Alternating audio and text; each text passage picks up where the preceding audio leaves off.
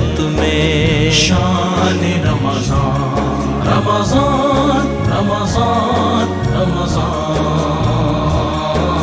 شان رمضان شان رمضان شان رمضان شان رمضان۔ اسلام کا پہلا حق و باطل کا معرکہ جس میں اللہ رب العزت نے نبی پاک صلی اللہ علیہ وسلم اور آپ کے 313 صحابہ کرام کو اپنے سے 3 گنا بڑی فوج پر فتح، نصرت، فرشتوں کا نزول اور اپنی خاص مدد عطا فرمائی۔ میں ہمیشہ اس پر بات کرتے ہوئے کہتا ہوں کہ یہ جو غزوہ بدر ہے اور مسلمانوں کی جو عظیم فتح ہے یوم الفرقان، اسے ہر اسلامی ملک کو سیلیبریٹ کرنا چاہیے، اور پاک فوج کو تو خاص طور پہ کرنا چاہیے، فورسز کو، پوری دنیا میں جہاں بھی مسلمان ہیں، تاکہ اسلام کی عظمت، سطوت، قوت، فتح، شان یہ بھی سامنے رہے، اور جو مسلمانوں میں جذبہ جہاد ہے وہ بھی موجود اور قائم رہے، جس میں انحصار اسباب پر نہیں بلکہ مسبب الاسباب پر ہے۔ اچھا، اس میں ایک چیز ذرا ذہن میں رکھنی چاہیے کہ یہ جو میں نے کہا نا کہ انحصار اسباب پر نہیں، اس کا مطلب یہ نہیں ہے کہ خالی ہاتھ چلے جاؤ اور تیاری نہ کرو۔ دی بیسٹ اویلیبل جو آپ کے پاس سورسز ہیں قوت کے، وہ اختیار کرنے چاہیے، بلکہ اس کی جو اپ گریڈیشن ہے، اس کی جو اپ ڈیٹنگ ہے، وہ بھی وقت اور حالات کا تقاضا ہے۔ اور یہ اب تو خاص طور پر یہ بات واضح اور کلیئر ہو چکی ہے کہ اگر قوت نہیں ہے، پاورفل طاقتور فوج نہیں ہے، تو کوئی نہیں جناب، فارغ ہرچ ہے۔ بالکل یہ اس بات کو جو ہے نا قوم کو یہ بالکل کلیئر کر لینی چاہیے۔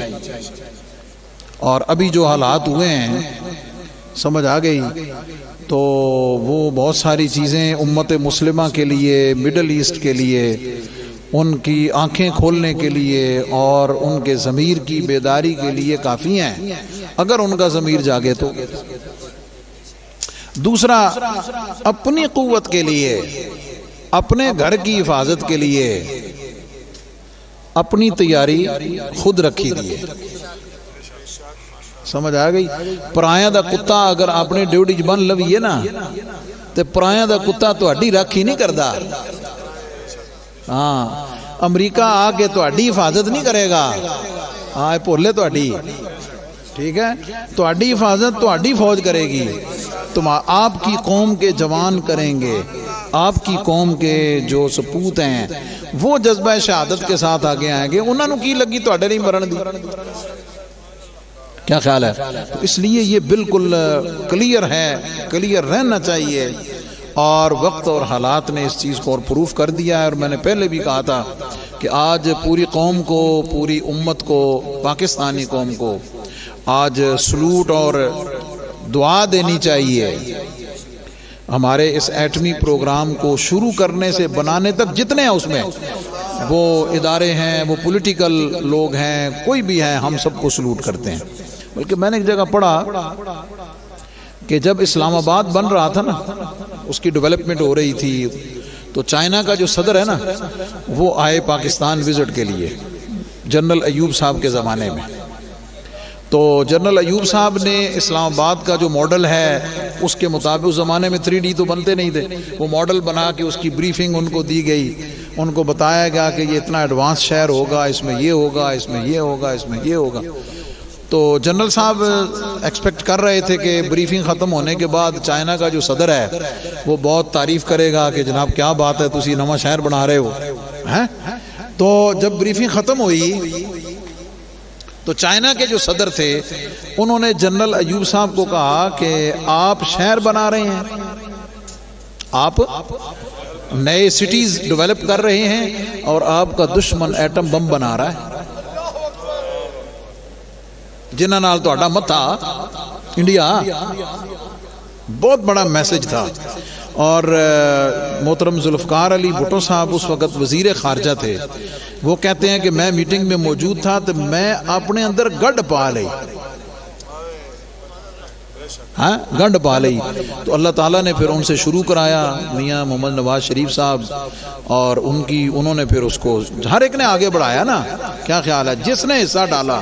دیکھو نا دادا صاحب کی ڈیولپمنٹ ہو رہی ہے. کیا خیال ہے اس میں شروع کرنے والے, بنانے والے, آنے والے, جانے والے ہر ایک اپنا اپنا حصہ پا رہے ہیں. سبحان اللہ. تو سرکار دا گنبد بن جانا.